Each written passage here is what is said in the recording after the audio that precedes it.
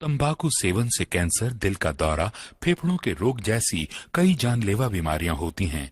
इस फिल्म अथवा कार्यक्रम में दिखाए गए कलाकार किसी भी प्रकार के तंबाकू उत्पादों जैसे कि बीड़ी, सिगरेट, खैनी, जर्दा इत्यादि के सेवन का समर्थन या प्रचार नहीं करते हैं।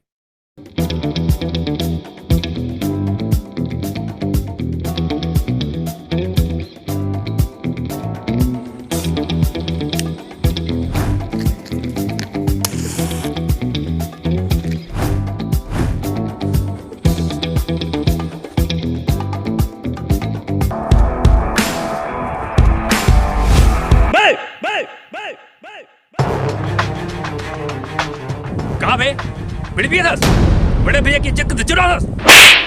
मैं तो कहे हूँ भैया जी कि बीड़ी मत पिए कर कही के, लेकिन मोर बात नहीं मानीस।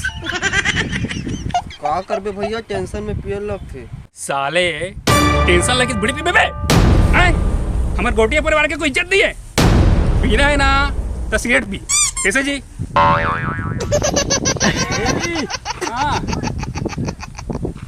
सिगरेट पर पैसा ते हाँ एक गोटिया यार रस ना। हाँ अच्छा सुन ना, ते हाँ जैसा सिगरेट पीबे ना एक आध सुट्टे पिया दे भाई सूटा वाह।